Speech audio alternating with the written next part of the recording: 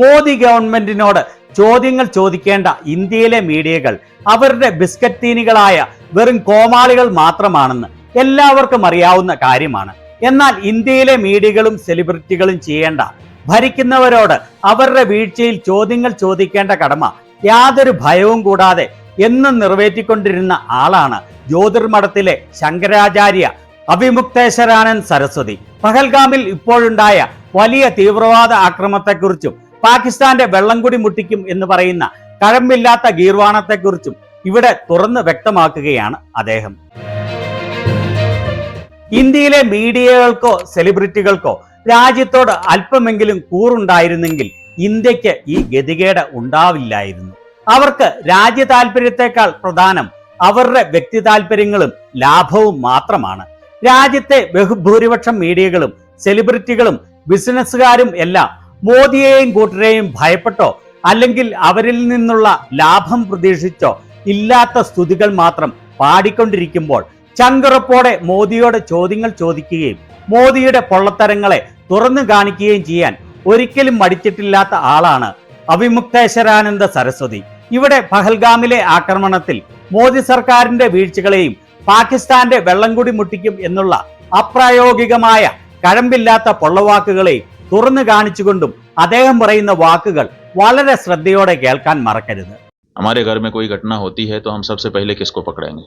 सबसे पहले तो चौकीदार को पकड़ेंगे ना, कि तुम कहाँ थे, क्यों ये घटना हो गई तुम्हारे रहते हुए, किस लिए तुमको रखा था। लेकिन यहाँ नहीं ऐसा हो रहा है।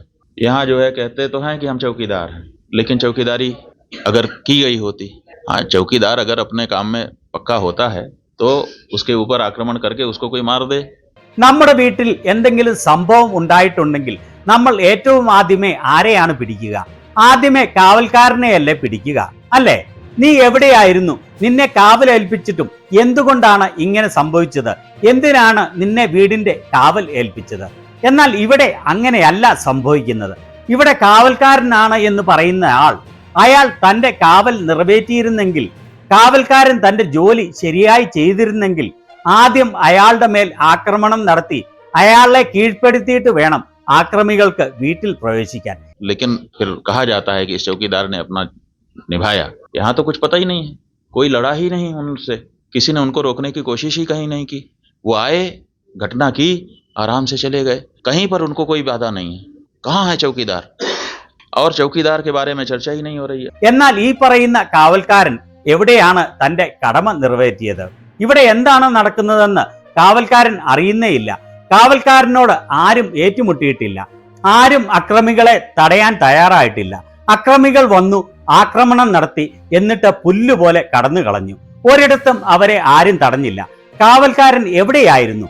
ഈ കഴിവുകെട്ട കാവൽക്കാരനെ കുറിച്ച് ആരും ചർച്ചകൾ നടത്തുന്നില്ല. अब कह रहे हैं हम उनको सबक सिखा देंगे, हम ये कर देंगे, हम वो कर देंगे. पाकिस्तान की धरती से आए थे.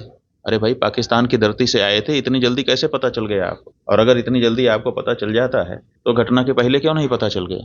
ഇപ്പോൾ കാവൽക്കാരൻ പറയുന്നു അവരെ ഞങ്ങൾ പാഠം പഠിപ്പിക്കും, അത് ചെയ്യും, ഇത് ചെയ്യും എന്നൊക്കെ. പാകിസ്ഥാനിൽ നിന്നാണ് ഈ ആക്രമികൾ വന്നത് എന്ന് പറയുന്നു. അപ്പോൾ എങ്ങനെയാണ് ഇത്ര പെട്ടെന്ന് മനസ്സിലായത് പാകിസ്ഥാനിൽ നിന്നാണ് ആക്രമികൾ വന്നത് എന്ന്? ആക്രമണം നടന്നിട്ട് ഇത്രയും വേഗം ഇത് മനസ്സിലായെങ്കിൽ അത് നടക്കുന്നതിനു മുൻപ് എന്തുകൊണ്ട് മനസ്സിലാക്കിയില്ല? और दूसरी बात यह है कि अगर पाकिस्तान से आए तो पाकिस्तान के खिलाफ अच्छी तगड़ी कार्रवाई करिए. आप कह रहे हैं कि हम सिंधु नदी का जल रोक देंगे. आपके पास जल को रोकने या उसको डाइवर्ट करके अपने ही यहाँ अपने ही देश में रख लेने का कोई उपाय ही नहीं है. രണ്ടാമത്തെ കാര്യം, അവർ പാകിസ്ഥാനിൽ നിന്നാണ് വന്നതെങ്കിൽ പാകിസ്ഥാനെതിരെ തക്ക നടപടിയെടുക്കൂ. നിങ്ങൾ പറയുന്നു സിന്ധു നദിയിലെ വെള്ളം അവർക്ക് കൊടുക്കാതെ തടയുമെന്ന്.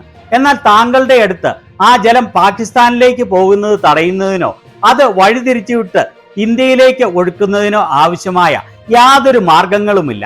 हमने विशेषज्ञों से पूछा कि अगर हम सिंधु नदी का जल पाकिस्तान में जाने से रोकना चाहते हैं तो हमारे पास क्या व्यवस्था है. उन्होंने कहा हमारे पास कोई व्यवस्था नहीं है. अगर हम आज से शुरू करें कि ऐसी व्यवस्था हम बना लें तो पैसा कितना लगेगा वो तो अभी पूछिए ही मत. अगर पैसा पर्याप्त दे दिया जाए, पैसे के कारण एक दिन भी काम ना रुके, तब भी 20 साल लगेगा. तब हम सिंधु नदी का जल रोक पाएंगे. ഞങ്ങൾ ഇതിന്റെ വിദഗ്ധരോട് ചോദിച്ചു, സിന്ധു നദിയിലെ ജലം പാകിസ്ഥാനിലേക്ക് എത്തുന്നത് തടയുന്നതിനു വേണ്ടി നമ്മുടെ കയ്യിൽ നിലവിൽ എന്ത് മാർഗമാണ് ഉള്ളത് എന്ന്. അവർ പറഞ്ഞത് നമുക്ക് അതിനുള്ള യാതൊരു മാർഗവുമില്ല. അതിനുവേണ്ടി ഒരു മാർഗം ഉണ്ടാക്കുന്നതിന് വേണ്ടി എത്ര പണം ചിലവാക്കണമെന്ന് പറയുകയേ വേണ്ട. പണത്തിന്റെ പ്രശ്നം ഇല്ലെങ്കിൽ തന്നെ ഇന്ന് തുടങ്ങിയാൽ 20 വർഷം എടുക്കും അത്തരം ഒരു മാർഗം നിർമ്മിക്കുന്നതിനു വേണ്ടി. അപ്പോഴേ സിന്ധു നദിയിലെ ജലം പാകിസ്ഥാനിൽ എത്തുന്നത് തടയാനാവൂ. तो ऐसी परिस्थिति में हम ये कह दे रहे हैं कि हम सिंधु नदी का जल रोक लेंगे। और टेलीविजन के एंकर हमने सुना वो कह रहे थे बूंद बूंद के लिए तरसेगा पाकिस्तान, एक गिलास शुद्ध पानी नहीं मिल पाएगा, खेती नष्ट हो जाएगी, बिजली नष्ट हो जाएगी, ये हो जाएगा वो हो जाएगा. അങ്ങനെയുള്ള സാഹചര്യത്തിലാണ് വെറുതെ പാഴ്വാക്ക് പറയുന്നത് ഞങ്ങൾ സിന്ധു നദിയിലെ ജലം തടയും എന്ന്.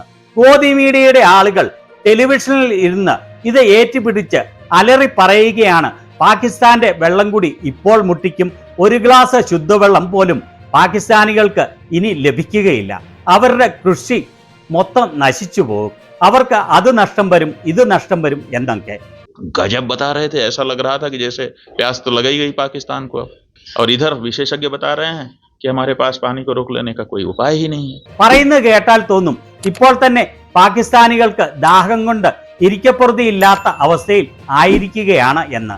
എന്നാൽ ഇവിടെയുള്ള വിദഗ്ധർ പറയുന്നത് പാകിസ്ഥാനിലുള്ള വെള്ളം തടയുന്നതിനുള്ള യാതൊരു മാർഗവും നമുക്ക് നിലവിലില്ല എന്ന്.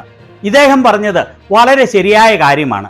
അദ്ദേഹം ആദ്യം പറഞ്ഞത് വീട്ടിൽ ആക്രമികൾ കയറി ആക്രമണം നടത്തിയെങ്കിൽ അത് കാവൽക്കാരന്റെ വീഴ്ചയാണല്ലോ. കാവൽക്കാരൻ തന്റെ ജോലി നിറവേറ്റിയെങ്കിൽ എങ്ങനെയാണ് ആക്രമികൾ നമ്മുടെ വീടിനുള്ളിൽ എത്തുക? മോദി പറയുന്നത് താൻ ചൗക്കീദാറാണ്, കാവൽക്കാരനാണ് എന്നാണ്. പ്രതിപക്ഷം പറയുന്നത് പോലെ ചൗക്കീദാർ ചോർഹെ, കാവൽക്കാരൻ കള്ളനാണ് എന്ന് പറയേണ്ടി വരുന്ന അവസ്ഥയാണല്ലോ. ഇന്ത്യയുടെ ഇത്രയും ഉള്ളിൽ മാസങ്ങൾക്ക് മുൻപേ കടന്നു കയറി വലിയ ആസൂത്രണം നടത്തി നിരപരാധികളായ ടൂറിസ്റ്റുകളെ വെടിവെച്ച് കൊലപ്പെടുത്തിയിട്ട് പുല്ലുപോലെ അവർ രക്ഷപ്പെട്ടു പോയി എന്ന് പറഞ്ഞാൽ രാജ്യത്തിന്റെ കാവൽക്കാർ ആ ജോലി ചെയ്യാൻ അർഹതയുള്ളവരല്ല എന്ന് വളരെ വ്യക്തം. ഈ ആക്രമണം നടന്നിട്ട് 6 ദിവസമായിട്ടും ഒരാളെ പോലും പിടിക്കാൻ സാധിച്ചിട്ടില്ല. എന്തിനേറെ പറയുന്നു, 6 വർഷം മുൻപ് നടന്ന പുൽവാമ ആക്രമണത്തിന് കാരണക്കാരായ ആളുകളെ പോലും പിടിക്കാൻ മോദിക്കും അമിത്ഷായ്ക്കും കഴിഞ്ഞിട്ടില്ല. അതുപോലെ തന്നെ ശങ്കരാചാര്യർ ഇവിടെ പറഞ്ഞ കാര്യം, അതായത് നമുക്ക് നിലവിൽ സിന്ധു നദിയിലെ ജലം പാകിസ്ഥാനിലേക്ക് പോകുന്നത് തടയാനുള്ള യാതൊരു മാർഗവും ഇല്ല എന്നുള്ളത് വസ്തുതയാണ്. ഞാൻ പല TV ചാനലുകളിലും ഇതേക്കുറിച്ച് ഡിബേറ്റ് ചെയ്യുന്നത് കണ്ടിരുന്നു. അവരൊക്കെ കാര്യമറിയാതെ കഥയറിയാതെ ആട്ടം കാണുകയാണ് എന്ന് പറയാതെ വയ്യ. കാരണം അവർ പറയുന്നത് പാകിസ്ഥാന് മേലുള്ള ഏറ്റവും വലിയ സർജിക്കൽ സ്ട്രൈക്ക് ആയിരിക്കും ഇത് എന്നാണ്.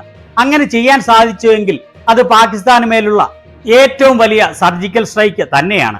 പക്ഷേ അതിനുള്ള യാതൊരു സംവിധാനങ്ങളും നിലവിൽ നമുക്ക് ഇല്ല എന്നുള്ളതാണ് വാസ്തവം.